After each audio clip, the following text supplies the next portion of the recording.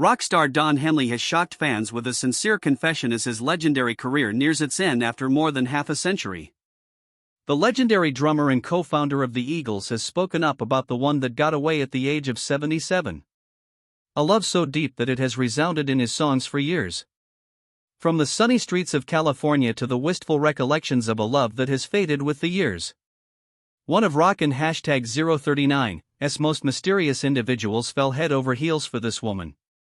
Come and discover the impact of this one-of-a-kind romance on his life and the music of that time with us. You won and #039. Wanna miss this revelation whether you and #039, re a diehard Eagles fan or just someone who believes in enduring love. American singer-songwriter Don Henley.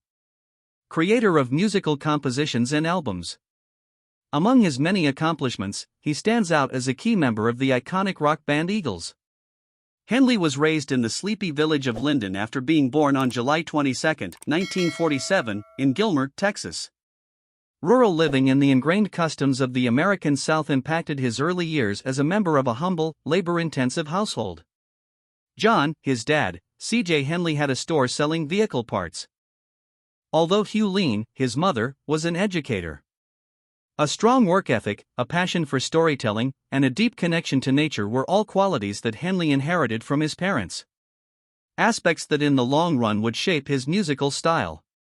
His small stature prevented Henley from pursuing his dream of being an athlete, so he instead concentrated on his studies in music. His passion for music blossomed during his time in high school. High school pals Henley and Jerry Surratt were approached by Elmer, the father of childhood friend Richard Bowden, to join a Dixieland band. The Four Speeds was the name they gave themselves after that. There were several lineup changes in 1964, when the band changed their name to Felicity. They signed with a local producer as Felicity and released Hutton, a song written by Henley.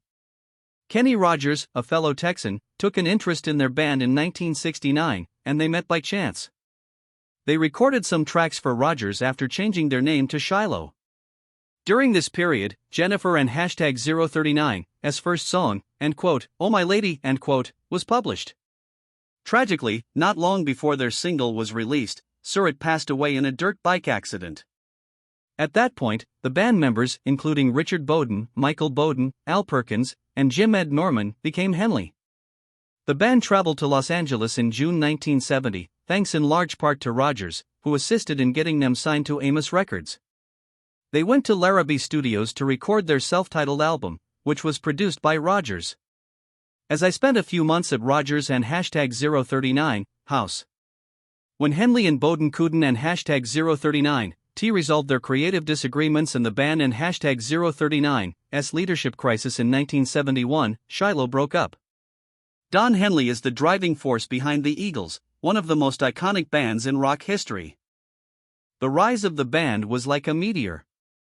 Take It Easy and Witchy Woman were two of the many hits that came from their 1972 self-titled first album, which Henley co-wrote. Desperado, released in 1973, was the album that really highlighted Henley and #039's rising stardom as a lyricist. Although it was never released as a single, the title track, co-written by Henley and Fry, became one of the most treasured songs by the band. Both the Eagles and #039 style and Henley and #039's impact evolved throughout the 1970s. Upon recruiting guitarists Don Felder in 1974 and Joe Walsh in 1975, the band and #039's sound took a harsher, more aggressive turn.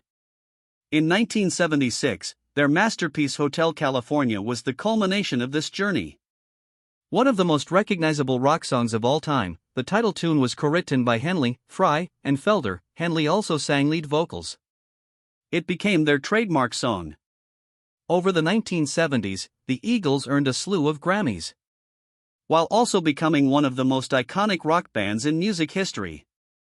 In addition to being the best-selling American band of all time, they rank among the top 5 best-selling bands of all time in the United States. A comparison between Lennon and McCartney in the United States has been made to Henley and Fry. Henley contributed lead vocals and co-wrote lyrics for numerous Eagles singles throughout their early career, including "Long Run" and "Life in the Fast Lane," which he sang on this particular night. Disillusionment with the American ideal and the shadow side of affluence were common topics in his songs. Ideas that struck a chord with viewers. But there was a cost to the band and #039's fame. A combination of internal strife and the demands of stardom and a demanding traveling schedule ultimately led to the Eagles and #039 1980 dissolution. Henley famously said that the band will reform when hell freezes over after the notoriously contentious breakup. However, as a cruel twist of destiny that thrilled followers all over the globe, hell really did ice over in 1994. With the appropriately themed Hell Freezes Over, the Eagles got back together for a live album and tour. Henley, now more mature and wise, returned to his part with ease, demonstrating that the Eagles and #039 enchantment was far from gone.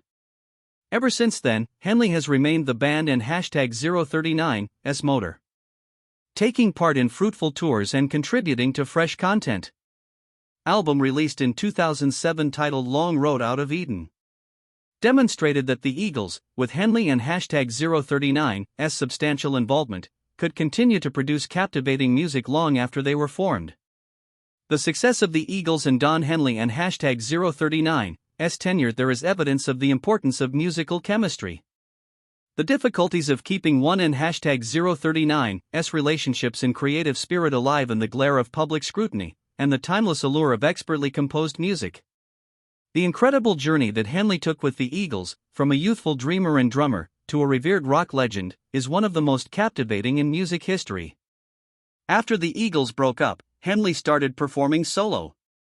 He performed a duet with his then-girlfriend Stevie Nicks on her adult contemporary and pop smash Leather and Lace, which peaked at number 10. By the end of 1982, Nicks had written it for Waylon Jennings and Jessie Coulter, who was his wife. The sales of Henley and #039's debut solo effort, I Can and #039 Stand Still, were average. With over 1 million copies sold in the United States, Dirty Laundry was certified gold and peaked at number 3 on the Billboard Hot 100 in early 1983. Not only did it receive a Grammy Award nomination, but it was also Henley and #039's most successful solo single to date. Additionally, Henley and #039's song Love Rules was featured on the soundtrack of the 1982 film Fast Times at Ridgemont High. After that came 1984 and #039's Building the Perfect Beast. The Boys of Summer, one of the released singles, peaked at number 5 on the Billboard Hot 100. Director Jean-Baptiste Mondino took home multiple MTV VMAs, including Best Video of the Year, for his work on the song and #039's music video. For his vocal work on the song, Henley was also named a Grammy winner. In addition to Sunset Grill and All She Wants to Do Is Dance, a number of the album and #039's other tracks also garnered significant radio play. Subsequently, his 1986 soundtrack single Who Owns This Place from the film The Color of Money peaked at number 3 on the album rock chart. Even more people bought Henley and #039's 1989 album, The End of the Innocents. With the help of Bruce Hornsby, the album and #039's title tune was able to reach number 8 on the charts. What Really Matters. Some of the other songs that got exposure on the radio were New York Minute and The Last Worthless Evening. In 1994, with his album The End of the Innocents, Henley was honored with another Grammy for Best Male Rock Vocal Performance. The year 1990 also saw Henley and #039's brief debut on Unplugged, an MTV series. Henley would play drums and sing along with select Eagles songs during live performances, and the single The Garden of Allah was released in 1995 to promote his greatest hits solo album. He plays electric guitar and sings solo on many of his tracks, including those by the Eagles. Henley was involved in legal disputes with Geffen Records for a long time, on top of all the accolades and honors he garnered.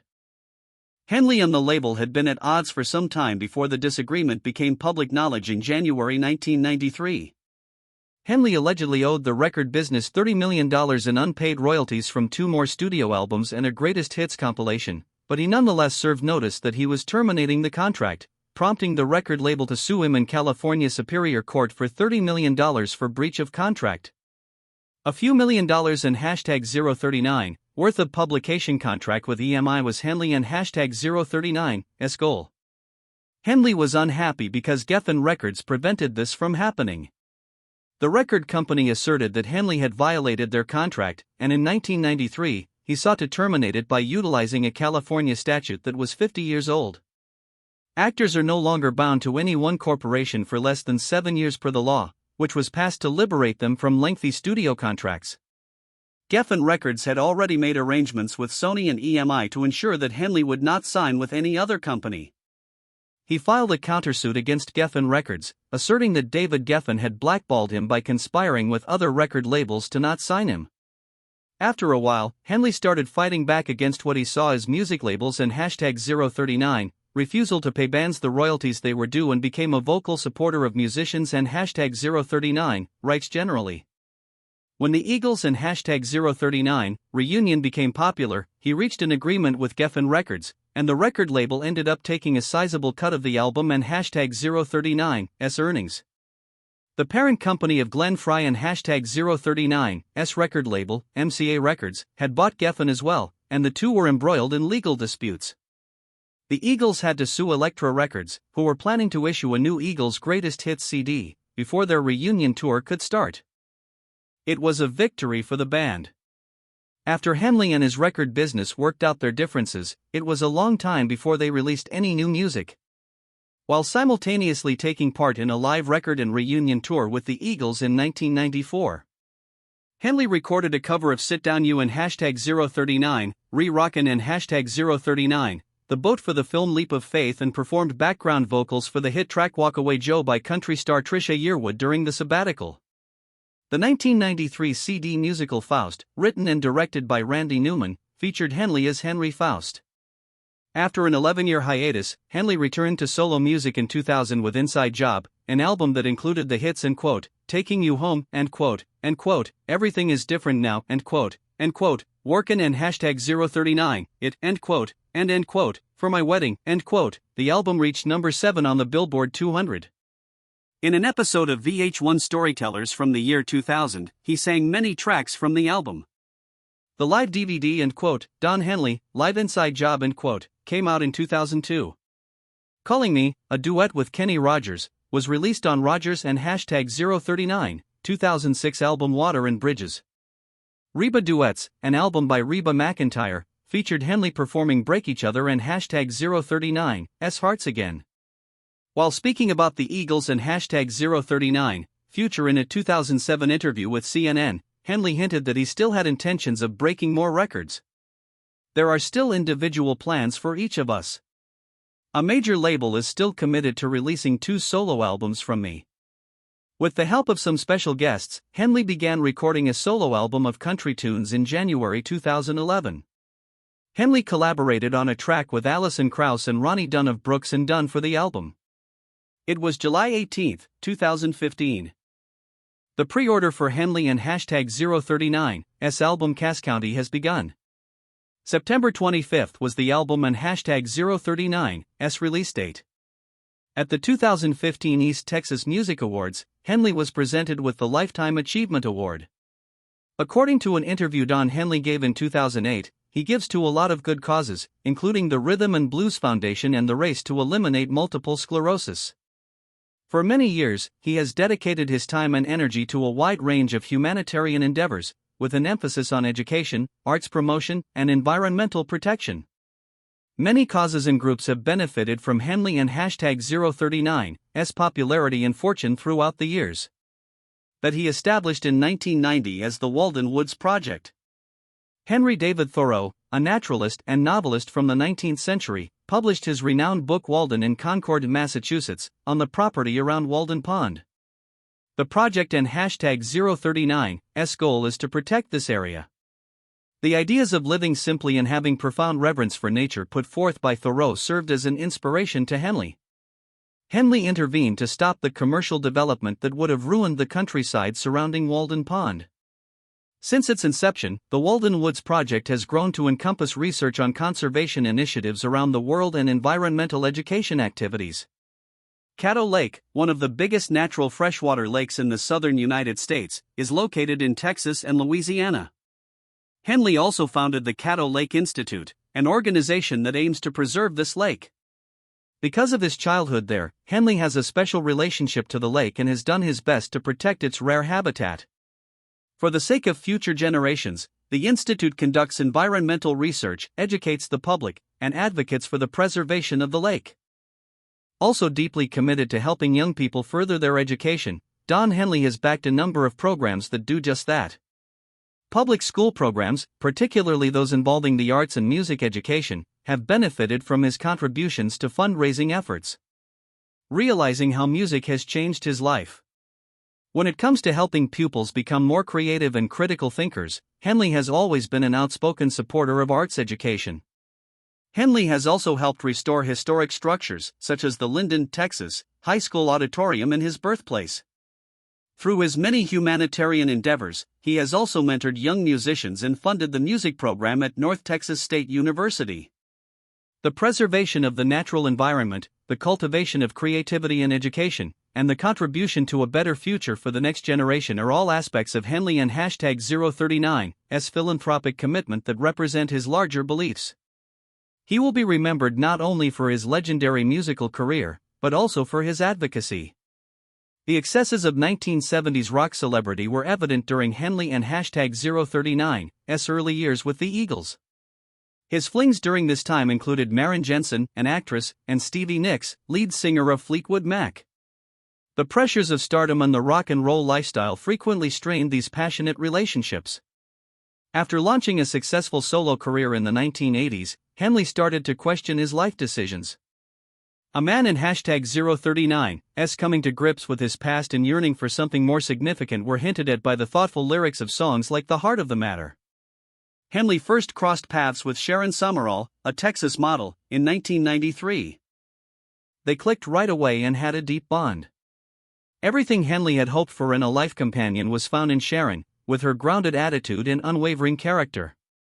Sharon has been a rock for Henley, who often says she gave him direction and stability. He has discussed her impact on his decision to overcome his shortcomings and become a better guy in interviews. His music mirrored this metamorphosis. His songs became more profoundly emotional and authentic as a result. Sharon received the diagnosis of multiple sclerosis not long after they tied the knot in 1995. The central nervous system is affected by multiple sclerosis, a persistent and frequently crippling condition, leading to a variety of symptoms such as mental challenges, movement problems, and exhaustion. In spite of the difficulties brought on by her disease, Henley and #039's devotion to his wife, Sharon, helped their relationship flourish. Some of Don Henley and #039's songs were influenced by his feelings for Sharon, as he has admitted. End quote. Everything is Inside Job end quote stands out among the other popular tunes. Lyrically, Henley speaks about a life-altering love and everything is different now. A feeling of profound dedication, appreciation, and development is shown in the lyrics. Details that mesh well with his bond with Sharon, particularly in light of the difficulties they encounter as a result of her MS diagnosis. Don and Sharon are a married couple who have brought up 3 kids. Henley, who was once the prototypical rock star, devoted himself to his family just as wholeheartedly as he did to his music. He frequently talks about how being a father and having a life with Sharon have brought him happiness that fame could never buy. The fact that Henley calls Sharon end quote the love of his life end quote shows how much of an influence she has had on him, and is thus more than a mere romantic notion. In Mary, he discovered love, but also redemption, stability, and a fresh outlook on life. Henley finally found a soulmate who could support him through the ups and downs of fame, his health struggles, and his quest to become the man he always dreamed of being. In the often chaotic world of rock stardom, their romance has persisted for almost 30 years. Even when Henley reflects on his life and work, his love for Sharon never wavers. He discovered a wife, closest friend, support system, and inspiration to improve himself in her. It and #039's not your typical rock and amp roll love story. Instead, it tells the tale of 2 people whose love for one another has grown stronger over the years.